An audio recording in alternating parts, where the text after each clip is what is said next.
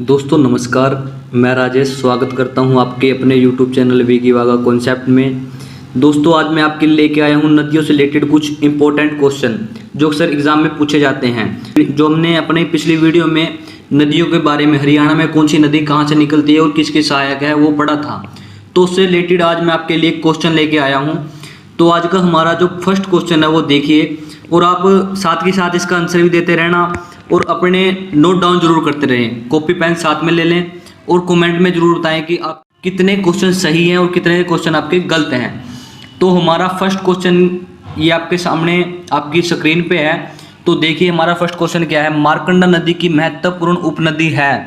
मारकंडा नदी की महत्वपूर्ण उपनदी है। ये पीजीटी हिस्ट्री 2016 में पूछा गया क्वेश्चन है और इससे पहले भी ये अक्सर एग्जाम में पूछा गया है और आगे भी आने की संभावना है। तो मारकंडा नदी की सहायक नदी आपने बताना है। आपके सामने ऑप्शन भी है। Option number A Sahibi, option number B Tangri, option C Krishnavati, option D Dohan. तो मारकंडा नदी की महत्वपूर्ण उपनदी आपने आंसर देना है, जल्दी से जल्दी आंसर दें इसका। तो मारकंडा नदी की महत्वपूर्ण उपनदी है टांगरी। टांगरी है जो अपनी मारकंडा नदी है, ये कहाँ से निकली है? शिवालिक की पहाड़ियों से। और इसकी सहायक नदी कौन सी है? टांगरी। आपने याद रखना है। उसके बाद जो आपसे क्वेश्चन पूछा जाता है, आदि बद्री का संबंध किस पवित्र नदी से माना जाता है? आदि बद्री का संबंध किस पवित्र नदी से माना जाता है?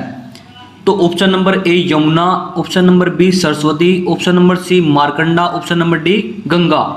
तो जल्दी से जल्दी इसका आंसर दें। कमेंट बॉक्स में इसका आंसर जल्दी से जल्दी अपना देते रहें। अगर आपको इसका बारे में पता है, नहीं पता तो इंतजार करें। 10 आपके लिए टाइमर भी लग चुका है। जल्दी से जल्दी इसका आंसर दें। तो आदि बद्री जो स्थान है उसका संबंध किस नदी से माना जाता है? आदि बद्री का संबंध अपना जो आपका सही आंसर रहेगा वो मैं आपको बता दूं। जो आपका सही आंसर है ऑप्शन नंबर 20 सरस्वती नदी। जो आदि बद्री का संबंध है अपना सरस्वती नदी से है। ये नदी अपनी हिमाचल प्रदेश से निकलती है और हिमाचल प्रदेश से नदी का उद्गम स्थल है और यमुनानगर के आदि बद्री से यह नदी हरियाणा में एंटर करती है।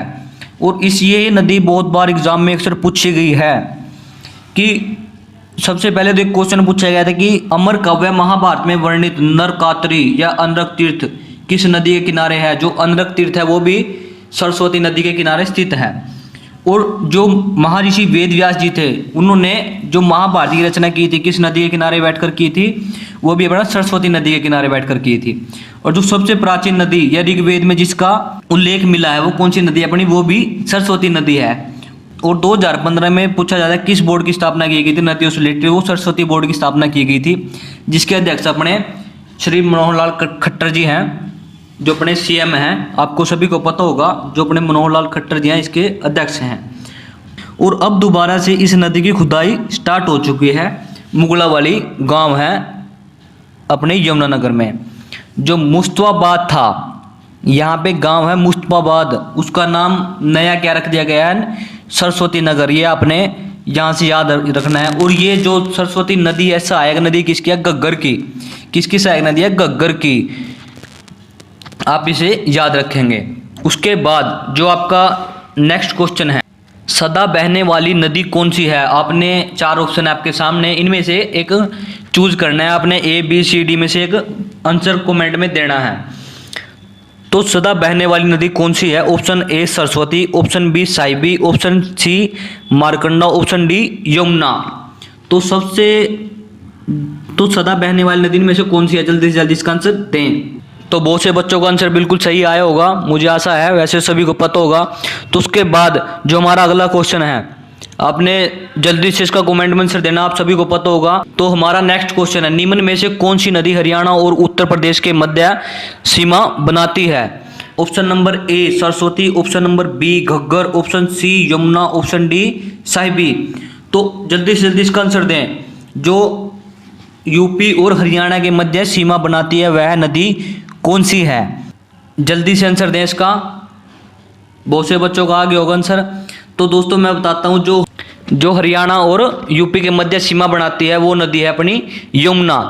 यमुना नदी, यमुनानगर का नाम जो पड़ा है यमुना नदी के नाम पर पड़ा है। और जो एंटर करती है ये यमुनानगर के कलेसर से और जो एक बार क्वेश्चन पूछा गया था कि यमुनानगर में वह स्थान कौन सा है जहाँ से यमुना नहर निकाली गई है, तो यमुना नहर निकाली गई है अपनी ताजेवाड़ा हथनीकुंड बैराज भी बोल सकते हो। और 1879 में अंग्रेजों द्वारा ये नहर निकाली गई थी यमुना नहर से। और हरियाणा की सबसे बड़ी नहर यही है, आपने ये भी याद रखना है। सबसे बड़ी जो नदी भी हरियाणा बहने वाली वो भी अपनी यमुना नदी है। उसके बाद जो आपका क्वेश्चन है, क्वेश्चन देखिए, क्वेश्चन क्या है, हरियाणा की मुख्य मौसमी नदी घग्गर कहाँ गायब हो जाती है। जो अपनी घग्गर नदी है ये कहाँ गायब हो जाती है, आपने इसका आंसर बताना है। ऑप्शन नंबर ए इसमें दिया हुआ है राजस्थान के मरुस्थलों में, ऑप्शन नंबर बी सानिसा झील में, ऑप्शन सी यमुनानगर में, ऑप्शन डी सतलुज नदी में। तो घग्गर नदी आपने बतानी है कहाँ पे विलुप्त हो जाती है। जल्दी से इसका आंसर दें, 10 सेकंड का आपके लिए टाइम है। बहुत से बच्चों ने आंसर दे दिया होगा। इसका जो आंसर रहेगा आपका राजस्थान के मरुस्थलों में ये नदी विलुप्त हो जाती है। जो अपनी घग्गर नदी है इसका उद्गम स्थल है डागशाही सिरमौर हिमाचल प्रदेश से, और हरियाणा में जो एंटर करती है पंचकुला से जो ये एंटर करती है। और इसका जो उद्गम स्थल है हिमाचल प्रदेश के डागशाही यानी कि सिरमौर जिले में एक डागशाही स्थान है जहाँ से ये निकलती है। और यह एक बरसाती नदी है। पूछा जाता है कि घग्गर कैसी नदी है, ये एक बरसाती नदी है। और ये कहाँ पर गायब हो जाती है, हनुमानगढ़ में। हनुमानगढ़ है राजस्थान में।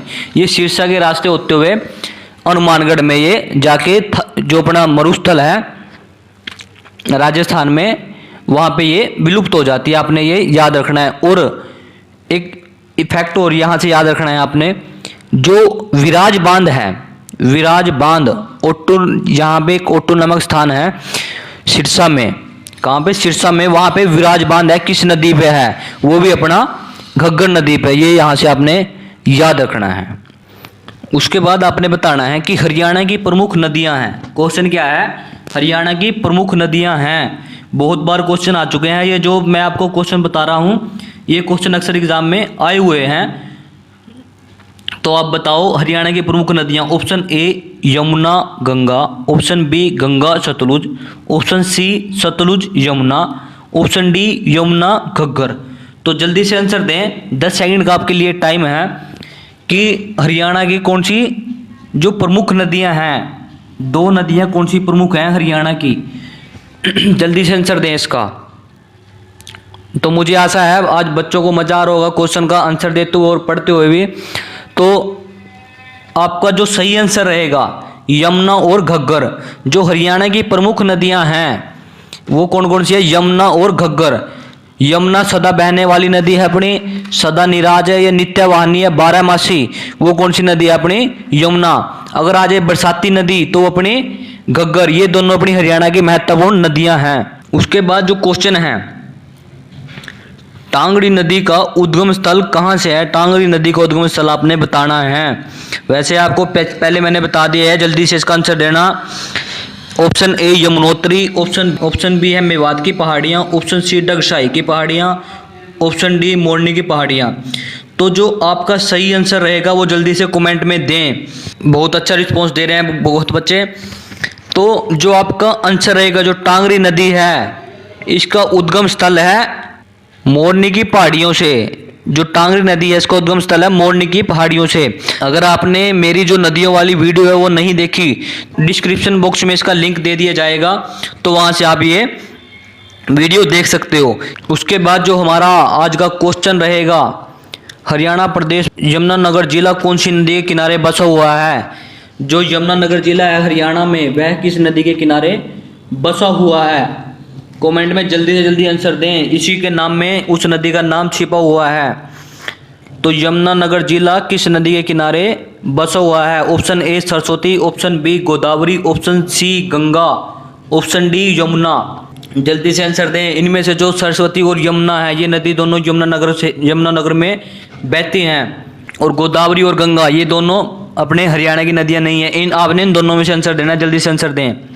तो यमुनानगर किस नदी के किनारे पर बसा हुआ है, वह यमुना नदी के किनारे पर यमुनानगर बसा हुआ है, और यमुना नदी के नाम पर यमुनानगर का नाम पड़ा है। उसके बाद जो हमारा नेक्स्ट क्वेश्चन है, सरस्वती नदी हरियाणा में कहाँ से प्रवेश करती है? आपको मैंने करा दिया है, जल्दी से इसका आंसर दें। इसका आंसर मैं नहीं दूंगा, आप इसका आंसर दोगे अपने आप ही। ऑप्शन बी दे रहा हूं मैं आपको। Option A Panchkula, option B Adi Badri से, ऑप्शन सी पिंजौर से, ऑप्शन डी कलेसर से। जल्दी से इसका कमेंट में आंसर दें। ये क्वेश्चन आप पहले कर चुके हो। उसके बाद अगला क्वेश्चन रहेगा हमारा, हरियाणा में फरीदाबाद जिले में बहने वाली प्रमुख नदी कौन सी है? तो फरीदाबाद से जो बहने वाली प्रमुख नदी है, option A Sahibi, option B Markanda, option C Saraswati, option D Yamuna. तो आपका आंसर क्या रहेगा? आपने आंसर देना इसका यमुनानगर। जो फरीदाबाद जिले की प्रमुख नदी है वो है यमुना। हरियाणा में जो सबसे ज़्यादा सिंचाई होती है किस नहर या नदी द्वारा होती है? अपनी यमुना नदी द्वारा, ये आपने याद रखना है। और नित्यवाहिनी या बारहमासी या सदा बहने वाली नदी पूछा जाए वो कौन सी है? अपनी यमुना नदी। उसके बाद क्वेश्चन है आपके लिए, यमुना नदी से, जो यमुना नदी है हमारी, वहां से पश्चिमी यमुना नहर कहाँ से निकाली गई है? जो यमुना नदी है उसमें से पश्चिमी यमुना नहर कहाँ से निकाली गई है? जल्दी से आंसर दें इसका कमेंट में। ऑप्शन और क्वेश्चन आपके सामने स्क्रीन पे है। Option A Tajewala, option B Paonta Sahib, option C Saharanpur, option D Yamunotri. तो इसका आंसर क्या रहेगा? जल्दी से कमेंट में दें इसका आंसर। जो पश्चिमी यमुना नहर है वो निकाली गई है ताजेवाड़ा से। जो यहाँ से दो नहरें निकाली गई हैं, पश्चिमी यमुना नहर और पूर्वी यमुना नहर। जो हरियाणा में सिंचाई होती है वो पश्चिमी यमुना नहर से होती है। और ये ताजेवाड़ा, अगर पूछा जाए कि यमुना नदी हरियाणा में कहाँ से एंटर करती है, वो करती है कलेसर से। ये भी यमुनानगर में है, कलेसर। अगर पूछा जाए कि जो यमुना नहर है वो कहाँ से निकाली गई है, वो निकाली गई है ताजेवाड़ा से। कब निकाली गई थी? 1879 में, 1879 में यह नदी अंग्रेजों द्वारा निकाली गई थी।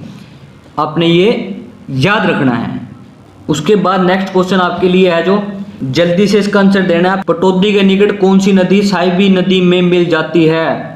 पटौदी गुरुग्राम में है वो साहिबी, तो वहां पे जाकर साहिबी नदी में कौन सी नदी मिल जाती है? Option A Krishnavati, option B Dohan, option C Indori, option D Markanda. जल्दी से इसका आंसर दे कमेंट में। पटौदी के निकट कौन सी नदी साहिबी नदी में मिल जाती है?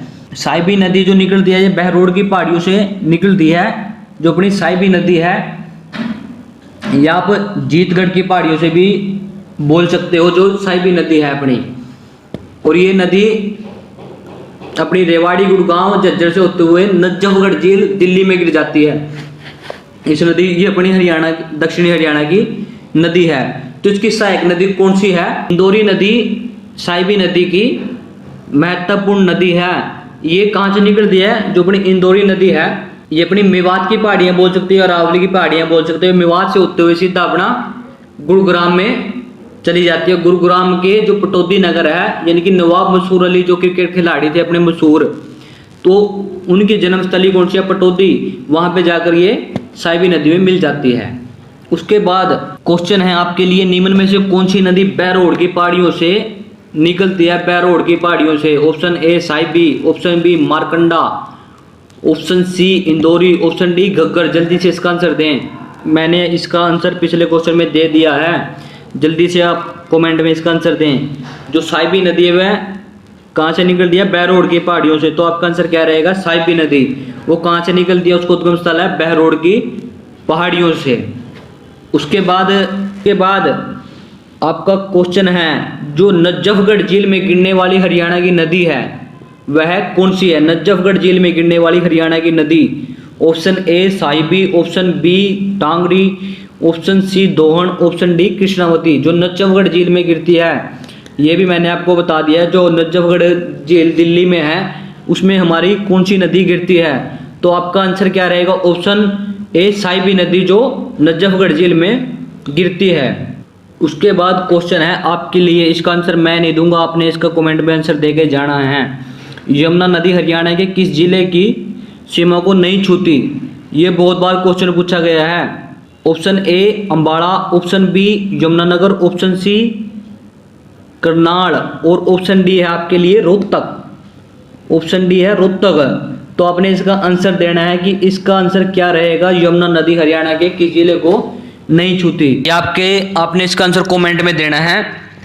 और दोस्तों अंत में मैं यही कहना चाहूँगा आपको कि आप अगर हरियाणा के किसी भी एग्ज़ाम की तैयारी करना चाह रहे हो या कर रहे हो तो उसे अपना 100% दें यार।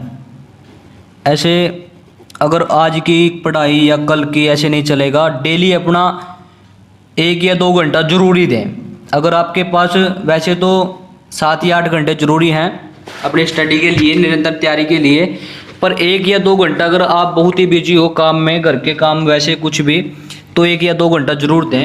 अंत में दोस्तों मुझे आपसे यही आशा है कि आपको वीडियो जो मैंने आज आपको क्वेश्चन कराए हैं अच्छे से समझ में आए होंगे और पढ़ने में भी आपको आज मज़ा आया होगा और आज आपको पता चल चुका होगा कि आपका IQ लेवल कितना है, कि आप कितना हरियाणा के बारे में जानते हो, जो नदियां हैं हरियाणा में उनके बारे में कितना का आप जानते हो। तो दोस्तों आपसे रिक्वेस्ट है वीडियो को ज़्यादा से ज़्यादा शेयर करें, लाइक करें और कमेंट में बताएं कि वीडियो आपको कैसी लगी। और अगर आपने अभी तक चैनल सब्सक्राइब नहीं किया तो प्लीज़ आप हमारे चैनल को सब्सक्राइब कर लें ताकि हमारी जो भी वीडियो आए उसका नोटिफिकेशन आप तक सबसे पहले पहुँचे। जय हिंद, जय भारत, जय हरियाणा।